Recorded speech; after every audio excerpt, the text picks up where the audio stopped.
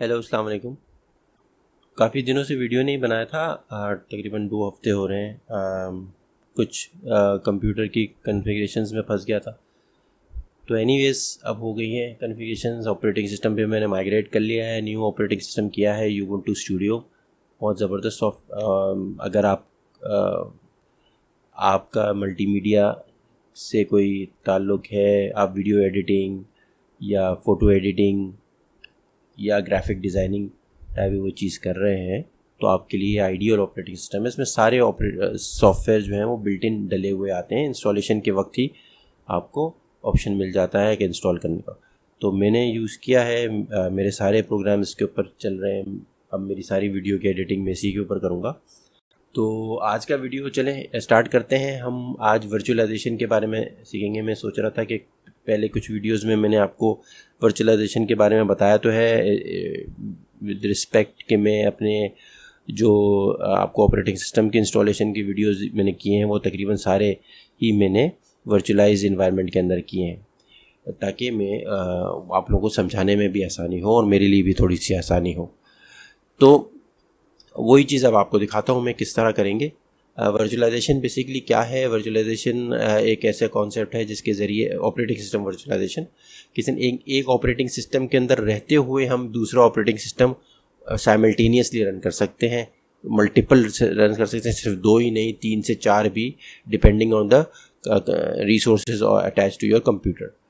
तो डेफिनेटली आपके पास रिसोर्सेज, अगर आपके आपके पास कंप्यूटर है अच्छा पावरफुल, एक डिसेंट अमाउंट ऑफ उसके अंदर फायर पावर है, तो आप उसके ऊपर वर्चुअलाइजेशन के सॉफ्टवेयर इंस्टॉल कर सकते हैं। फ्रीली अवेलेबल हैं ये सारे सॉफ्टवेयर्स, तकरीबन सारे कुछ सॉफ्टवेयर पैसे वाले भी हैं, मगर आप फ्री वालों से तकरीबन सारे काम हो ही जाते हैं।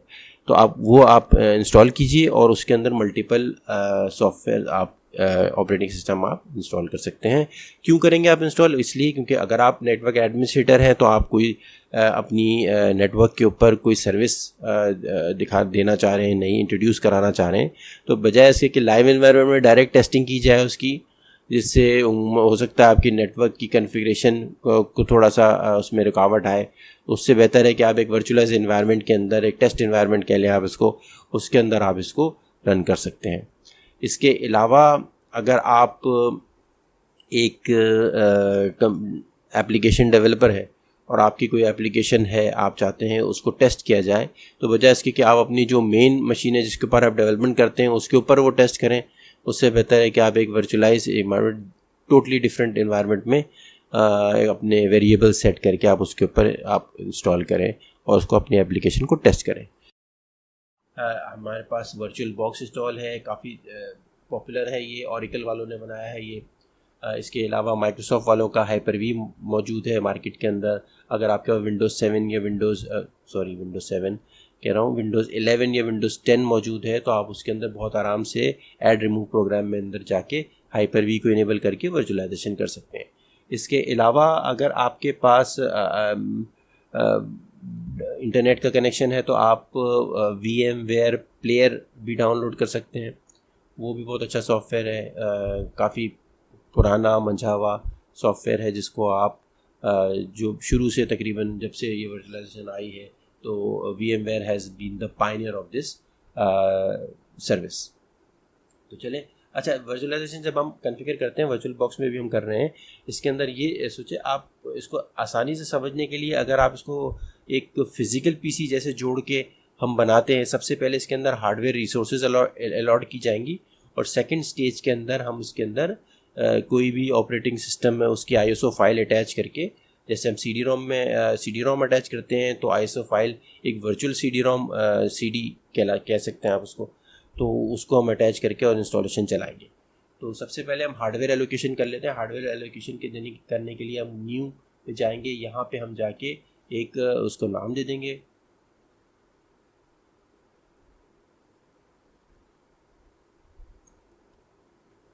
इसके बाद पाथ हमने यही सेलेक्ट किया। यहाँ पे टाइप क्या है, विंडोज़ नहीं, हमारे पास लिनक्स है। लिनक्स का कौन सा वर्जन है? वर्जन तो मेरे पास अवेलेबल नहीं यहाँ पे, अलबत्ता एक जेनेरिक लिनक्स हम उसको सेलेक्ट करके और उसको इंस्टॉल कर देते हैं।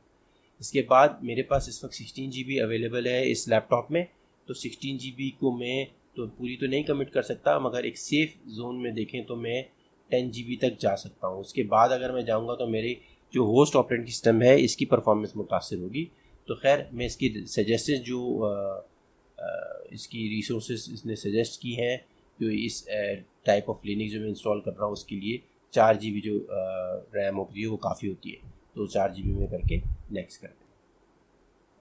यहाँ पे वो पूछ रहा है कि नई हार्ड डिस्क आप बनाना चाह रहे हैं, इसके साथ नई हार्ड ड्राइव लगाना चाहते हैं फ़ाइल बना के, या फिर एक पुरानी एग्जिस्टिंग फ़ाइल को आप अटैच करना चाहते हैं, हार्ड ड्राइव को अटैच करना चाहते हैं, तो मैं इसको न्यू फाइल ही करके नेक्स्ट कर देता हूँ। इसके बाद ये टाइप पूछ रहा है। हर जो भी कंपनी है उसने एक तकरीबन अपना एक बनाने की कोशिश की है अपने फॉर्मेट, जैसे जो हम इस वक्त वर्चुअल बॉक्स यूज़ कर रहे हैं उसके अंदर VDI फॉर्मेट है। इसके अलावा अगर माइक्रोसॉफ्ट की VM बना रहे होते तो वो बाय डिफ़ॉल्ट VHD फॉर्मेट को यूज़ करता, और last but not least VMware अगर हमारे पास होता तो वो VMDK वो फाइल फॉर्मेट को प्रेफर करता। हालांकि आपस में भी ये कंपैटिबल हैं एक दूसरे के, एटलीस्ट वर्चुअल बॉक्स तो है, ये तीनों टाइप की हार्ड डिस्क को डिटेक्ट कर लेता है और इसको इस्तेमाल में ला सकता है। इसके बाद हमारे पास ऑप्शन है कि फ़िक्स्ड आप हार्ड डिस्क लेना चाहते हैं फ़िक्स साइज़ की, या आप डायनेमिकली एलोकेट करना चाहते हैं। फ़र्क इसमें यह है कि जो फ़िक्स साइज़ है वो आप जब इसी वक्त जो मैं साइज़ उसको स्पेसिफ़ाई करूँगा, फॉर एग्जांपल मैं 20 GB अगर इसको स्पेसिफ़ाई करता हूँ तो 20 GB की एक फ़ाइल बना देगा आपके कंप्यूटर के अंदर और वो उसी वक्त सारी जगह घेर लेगा। अब आप चाहे वो 20 GB को 1 GB यूटिलाइज़ करें या 20, वो उस फाइल का साइज़ 20 GB ही रहेगा। इसके बरक्स डायनेमिकली एलोकेटेड जो हार्ड ड्राइव है वो आपकी एक मिनिमम साइज से स्टार्ट होती है, और जैसे ही आप उसके अंदर फाइल्स क्रिएट करते जाते हैं, उसके अंदर डेटा क्रिएट करते जाते हैं, तो उसका साइज एक्सपेंड होता है with up to the limit which in this case will be 20 GB। तो एक थैली से आप इसको मज़ीद समझना चाहें तो एक थैली से आप इसकी एग्जांपल दे सकते हैं कि अगर एक थैली आपके पास 5 किलो सामान की है, तो आप उसको अगर आप उसमें कोई सामान नहीं डालेंगे तो उसका डेफिनेटली उसका जो वेट होगा वो 5 किलो नहीं होगा, तो चंद ग्राम ही होगा। अलबत्ता जैसे ही आप उसके अंदर सामान ऐड करते हैं तो उसका वज़न बढ़ेगा, और वज़न कितना बढ़ेगा, जितना आप उसमें सामान डालते हैं। आप उसमें एक पाव सामान डालेंगे तो 1 पाव सामान बढ़ेगा, आप उसके अंदर 3 किलो डालेंगे तो उसका 3 किलो हो जाएगा, up to its capacity which is 5 kg। ठीक है, तो इसको समझने में आसानी हो जाती है इस एग्जांपल दे देंगे अगर हम समझाएं। नेक्स्ट कीजिए, फाइल का पाथ देख लीजिए, हार्ड डिस्क फाइल कहाँ पे है सेव। कल को आपको ये फाइल एक्सेस करनी है, कॉपी करनी है कहीं, तो आप यहाँ से ही ये फाइल को कॉपी कर सकते हैं। इसके अलावा हार्ड डिस्क की कैपेसिटी आप बता दें, इसको हमने बोला 20 GB, तो हम यहाँ पे भी इसको 20 GB ही सेलेक्ट करके क्रिएट करते हैं। अब हमारी ये इसकी बेसिक कन्फिग्रेशन हो गई। कुछ चीज़ें हम इसमें मज़ीद कन्फिगर करेंगे, जैसे अभी हमको इसको एक फ़ाइल देनी है ऑपरेटिंग सिस्टम की जिससे ये बूट हो और ये इंस्टॉल सेटअप चलाए, क्योंकि इस वक्त इस कंप्यूटर के अंदर, इस वर्चुअल मशीन के अंदर कोई ऑपरेटिंग सिस्टम इंस्टॉल नहीं है, ब्लैंक है ये।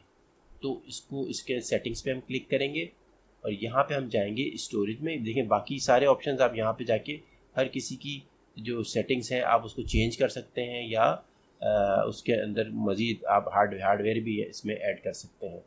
तो एनीवे, तो स्टोरेज में जाएंगे, यहाँ पे जाके आप सेलेक्ट करेंगे ये जो आपके पास CD-ROM का एक शक्ल बनी हुई आ रही है, CD-ROM या DVD-ROM, आपसे इसको एम्प्टी है, इसको सेलेक्ट करेंगे और यहाँ पे जाके आपने इसमें वो ISO फाइल इसको दिखा देनी है, जहाँ पे जिसके अंदर आप ये इसका जिससे सेटअप चलेगा। तो ये मेरे पास एंडरवेयर OS की CD फाइल मौजूद है, ये हमने माउंट करा दी। अब इसके अंदर CD भी लग गई है, और ये हमने जो पहले एक जो फाइल हार्ड ड्राइव की फ़ाइल दी थी वो यहाँ पे मौजूद है। ओके करेंगे, बल्कि ओके करने से पहले हम इसके अंदर प्रोसेसर की कोर बढ़ा देते हैं। बाय डिफ़ॉल्ट इसने सिर्फ 1 ही कोर दिया होगा, जो कि नज़र आ रहा है आपको।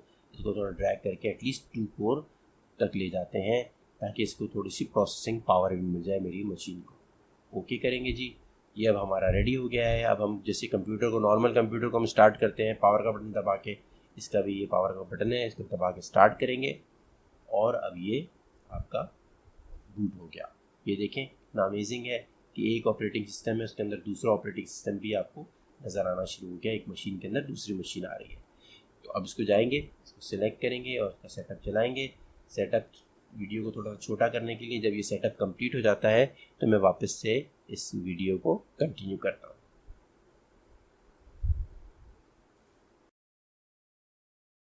जी, तो हमारा ऑपरेटिंग सिस्टम इंस्टॉल हो गया है।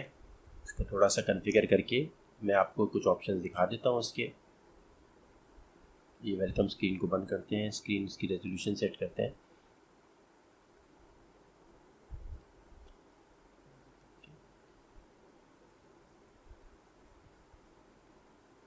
ये देखें, ये पूरी स्क्रीन के ऊपर आ गया।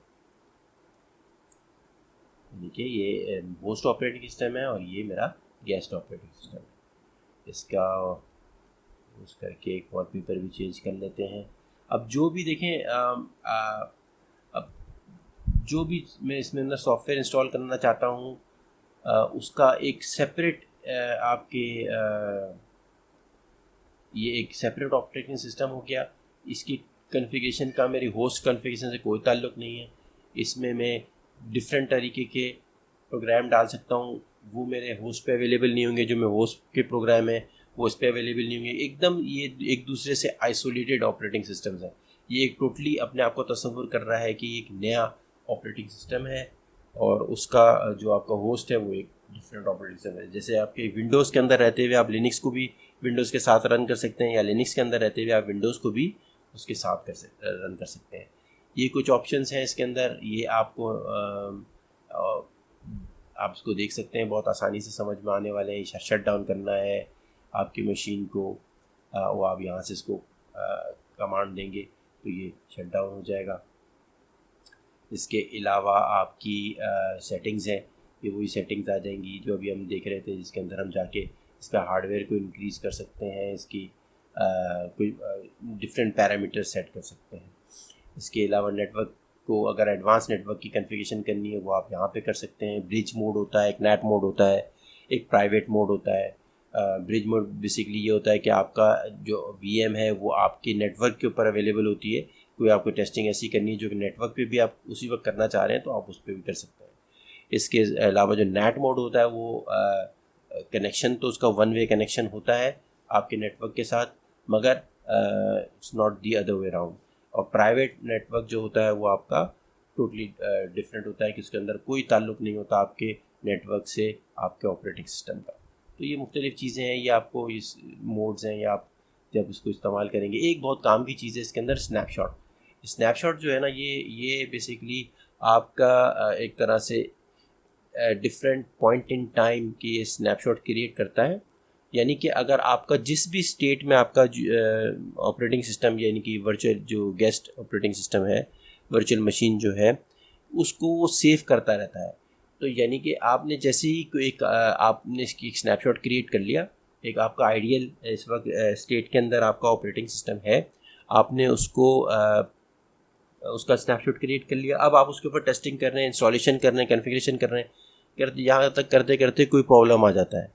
अब प्रॉब्लम आ जाता है, आप कोई सॉफ्टवेयर आप इंस्टॉल कर रहे थे वो पूरा इंस्टॉल नहीं हुआ, आदि उसके अंदर करप्ट हो गया, सेटअप का प्रोग्राम आप चेक कर रहे थे तो वो नहीं हुआ। अब क्या है, नॉर्मल स्टेट में क्या होगा, नॉर्मल स्टेट में ये है कि अब आप उसको निकाल तो सकते नहीं हो उस फाइल्स को, यानी कि आपका वो पूरा ऑपरेटिंग सिस्टम कॉम्प्रोमाइज़ हो गया। अब आपको वो पूरा ऑपरेटिंग सिस्टम फिर से इंस्टॉल करना पड़ेगा और जाके बेशक VM में ही करना पड़ेगा, मगर आपको पूरा ऑपरेटिंग सिस्टम इंस्टॉल करना पड़ेगा। और उस ऑपरेटिंग सिस्टम को इंस्टॉल करने के बाद वो सारे सॉफ्टवेयर फिर से इंस्टॉल करने पड़ेंगे, और सारे सॉफ्टवेयर इंस्टॉल करने का फिर वापस से आप टेस्ट करें, फिर करप्ट हो गया तो वापस से ये सारे स्टेप रिपीट करें। तो ये बहुत ही पेनफुल एक प्रोसेस होता था। तो अब ये स्नैपशॉट की मदद से ये चीज़ें आसान हो गई। आपने सिर्फ राइट क्लिक करना है, रिस्टोर टू दैट पॉइंट करना है, तो वो उसी पॉइंट पे जिस पे आपने स्नैपशॉट बनाया था उसी पॉइंट पे आपका ऑपरेटिंग सिस्टम चला जाएगा। वो सारे जो ऑपरेटिंग सिस्टम के आपने इंस्टॉलेशन की थी वो सब की थी वो सब रिवर्ट हो जाएगी। तो फीचर को यूज़ करें, वर्चुअलाइजेशन को यूज़ करें। कोई प्रॉब्लम आती है तो मुझे बिल्कुल कमेंट सेक्शन में बताएं। वीडियो फिर से लंबा हो रहा है, तो चलें इसको ख़त्म करते हैं आज यहीं। अपना ख्याल रखिएगा। टेक केयर, अल्लाह हाफ़िज़।